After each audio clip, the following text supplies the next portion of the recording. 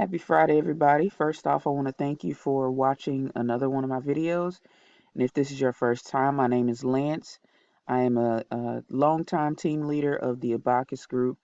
And the Abacus Group is a group that teaches Black people the secrets to building long-term generational wealth in the stock market. I'm also co-founder of BH Capital Enterprises, where I provide some specialized education surrounding the markets like technical analysis. I consult on the cannabis industry and more. And my website is www.bhcapitalenterprises.com. My email is lance@bhcapitalenterprises.com, and I'll place that information in the description box below. Um, I try to put out videos a few times a week discussing different topics, mostly market related. And then, those that aren't are somehow connected to the market typically. Um, but today, as you can see from the picture on your screen, want to talk a little bit about consumerism and how and basically that, the fact that it drives the economy.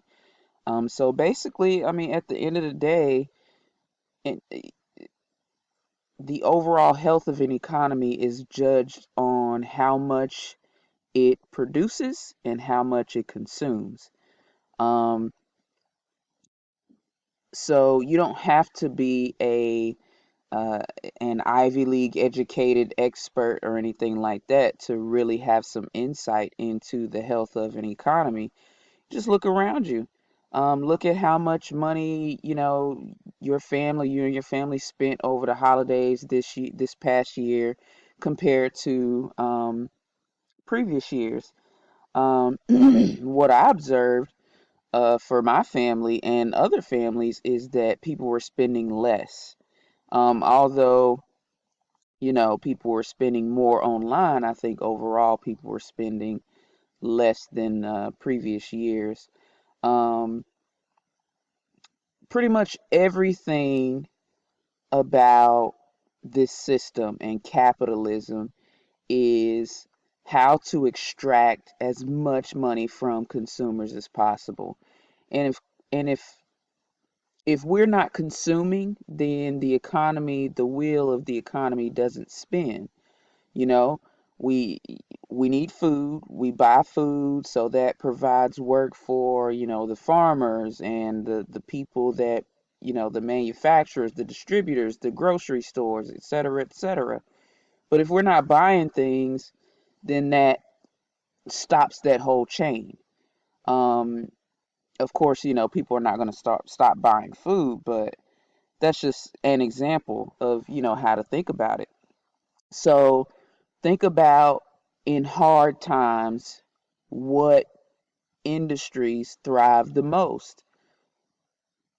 I just gave you an example. People are always going to buy food. They're always going to buy, their basic necessities: toilet paper, toiletries, soap, um, things like that.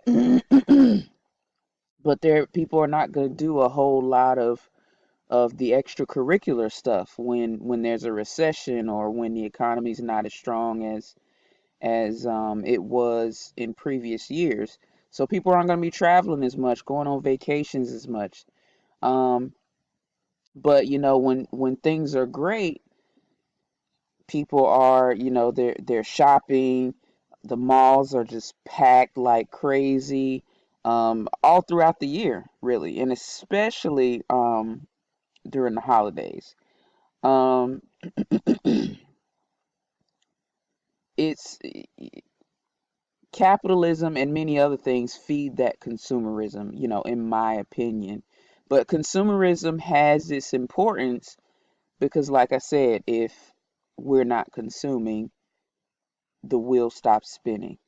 Um, so you can use that information and easily kind of conclude on how you can capitalize on that information, whether it be a long-term basis, like let me let me try to figure out what type of stocks I need to be putting into my portfolio, my long-term portfolio.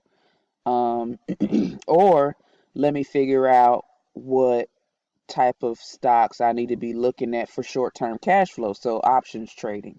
Or if you like to trade stocks, same thought process.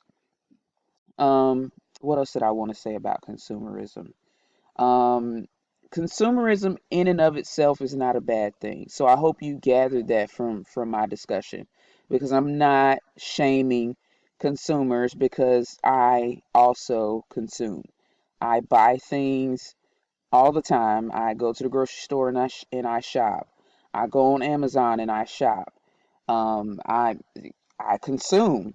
Um, However, uh, when you inform yourself and you apply that knowledge, you can balance the scales a little bit and learn to capitalize from your consumption and the consumption of other people. And that's the advantage that you can have over the majority of people in the world. So a lot of people don't know this. They don't know simple things, or seemingly simple things, like I can profit off of people buying toilet paper. I can profit off of people buying Big Macs and Beyond Burgers and going to Walmart all the time, and these Walmart addictions, and going to Target. I can profit off of these things. I can profit off of people paying their light bills and stuff like that. It's amazing. And I don't mean that, like in the best kind of way, because I understand that um, capitalism and consumerism and things like that may have their downsides from a moral perspective, but that is purely subjective. But it's very interesting and something that people should consider, especially black people. We should consider at least um, balancing the scales a little bit in our lives and learning how to capitalize off of this. Because for so long, we have been the ones exploited. You know what I'm saying? We've had so many dollars extracted and continue to have so many dollars extracted from our pockets because we're trying to escape, you know? And this picture is so appropriate, feeling low, down in the dumps, blue. Consumerism has what it takes to put a smile back on your face. So a lot of times, we working hard Monday through Friday, and boom, Saturday, Sunday, and then the weekend. I just want to let loose. I just got paid. I got a little extra cash. Let me go spend it so I can relax and feel better. So I might go buy a little bottle of wine, or I might want to go to the club. I might want to go and buy a new outfit or something like that, or go check out a concert, or whatever you do for fun, or whatever you do to relax. Go get your nails done, go to the movies. People capitalize off of this. So not only do the companies capitalize off of your using consumerism as an escape, which there's absolutely nothing wrong with that. Don't, let me say that first and foremost. Absolutely nothing wrong with that. So not only do these companies get direct benefits from your means of escape, but the markets themselves benefit from your consumerism, because like I've demonstrated previously, the markets move based on how much people are spending at the end of the day. That's what it is at the end of the day. How many dollars were you able to extract out of the economy, whether it be, global economy, or the local economy, or the domestic economy? So it's like double dipping, really. And on our side, we're being exploited times two, in a way. Although one is direct and one is a little more indirect.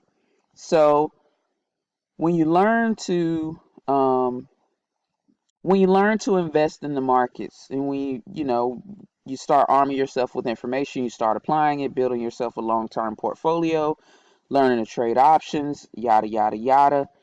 you kind of cut off, in a way, that second level of indirect exploitation by saying, okay, I'm going to participate in this system and get some of my money back, right? So not only am I going to buy toilet paper, I'm also investing in Procter and Gamble and getting dividends. So that's just an example. Or not only am I buying Christmas gifts, but I'm going to buy call options on Shopify, and I'm going to actually make the money that I spent on Christmas. I'm going to make that back plus more. Um, and then I'm going to do whatever I wish to do with that money. So yeah, consumerism drives the economy. You want to know how well the economy is really doing? Look around you and see how much people are spending. Look around and see what people are spending money on. Or look at your own situation and think about how you're spending, what you're spending on, how much you're spending. Are you spending more on extracurricular things, or are you spending more on, things that you need, things that your family needs? So think about that. Um, but understand that consumerism is a major, major, major driver of the economic wheel, globally, really. And you can just use this information to capitalize easily. So hopefully, someone will be inspired to go out and research, what type of companies um, may be, they should look into or research to consider for their long-term portfolio. Maybe someone may be inspired to inquire with me about the Abacus Group, where you can learn, from A to Z about the stock market and learn to choose your own companies based on the knowledge that you're applying. So that's all I got. Thank you guys for listening. If you have anything to add, I certainly welcome your comments down below. Uh, uh, Hopefully, you guys will come back for my next video.